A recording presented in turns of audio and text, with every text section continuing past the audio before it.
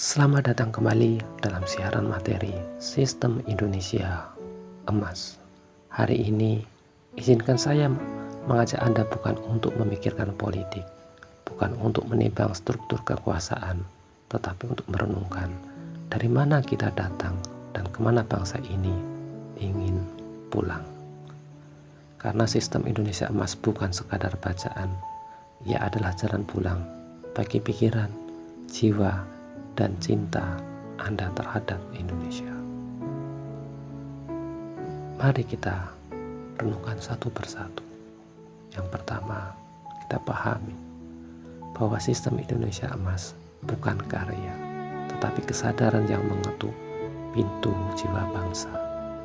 Sistem Indonesia Emas bukan buku, bukan gerakan, dan bukan gagasan alternatif. Ia adalah peta pulang, peta untuk menata ulang bangsa ini dengan cara lembut, sistemik, dan bertahap.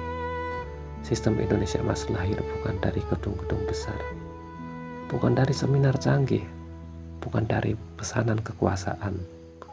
Ia lahir dari perjalanan hidup, dari luka yang membentuk kedewasaan, dari kejatuhan yang membuat seseorang berpikir ulang, dari ruang hening ketika manusia hanya ditemani Tuhan dan kejujurannya sendiri. Ia ditulis di tengah peluh, ditajamkan dengan air mata, dan disempurnakan dengan ketundukan kepada Rob-Nya. Inilah mengapa setiap kalimatnya terasa berat, setiap kalimatnya terasa berat, sehingga banyak orang menitikkan air mata karena ia menyentuh akar, bukan permukaan. Yang kedua, kita pahami sistem Indonesia Emas lahir dari ruang sunyi, bukan ruang bising. Banyak pemikiran lahir dari meja rapat, tetapi sistem Indonesia Emas lahir dari ruang hening, ruang di mana manusia berani bertanya pada dirinya sendiri, masalah bangsa ini sebenarnya apa? Apakah kita hanya mau mewarisi luka, atau kita ingin mewariskan masa depan yang cerah? Tidak banyak orang berani berenang sejauh itu. Namun sistem Indonesia Emas masuk ke dalaman itu. Ia merangkum pengalaman hidup, pergulatan di tengah rakyat, perjalanan memahami perubahan zaman, sintesis pemikiran tokoh dunia, pembacaan sistem terbaik dari negara lain, analisis atas kesalahan sejarah, dan peta strategis masa depan Indonesia. Inilah sebabnya sistem Indonesia Emas kadang terasa berat bagi mereka yang jarang merenung, karena ia bukan disusun untuk menyenangkan telinga, tetapi untuk menyadarkan bangsa. Saudaraku, yang ketiga, kita pahami bahwa mengapa banyak orang diam saat mendengar sistem Indonesia Emas. Ketika Anda membagikan materi ini, seringkali Anda hanya mendengar sunyi, bukan karena materinya dianggap salah, tetapi karena kesadaran besar memang selalu datang diam-diam. Ada 4 alasannya. Yang pertama, materinya memang berat. Ia bukan gosip, bukan debat, bukan wacana dangkal, tetapi kerangka ulang negara. Yang kedua, banyak yang setuju, tapi belum siap keluar dari zona nyaman. Kesadaran itu membutuhkan keberanian. Yang ketiga, banyak yang menganggap tata negara bukan urusan mereka, padahal seluruh hidup mereka ditentukan oleh tata negara. Yang keempat, ada yang tidak setuju, tetapi tidak punya fondasi untuk membantah, karena sistem Indonesia Emas tersusun sebagai sistem utuh, bukan opini. Itulah keindahannya. Sistem Indonesia Emas tidak berisik, bergerak dalam diam. Saudaraku, pernahkah Anda membayangkan Mengapa sistem lebih penting dari sekedar tokoh? Sejak dulu kita diajari berharap kepada tokoh, namun kenyataannya berkata lain. Sistem yang buruk akan menggoda tokoh baik untuk menjadi jahat, sedangkan sistem yang baik akan menahan tokoh jahat agar tidak berani berbuat jahat. Sesederhana listrik 900 watt yang di rumah kita, ketika Anda tidak bisa memaksa Teko 1300 watt bekerja di sana, begitu pula negara. Sebesar apapun tekad tokoh, jika sistemnya lemah, bangsa tetap akan merangkak. Inilah mengapa sistem Indonesia Emas hadir, bukan untuk menyalahkan tokoh, tetapi memperbaiki wadah tempat tokoh itu bekerja.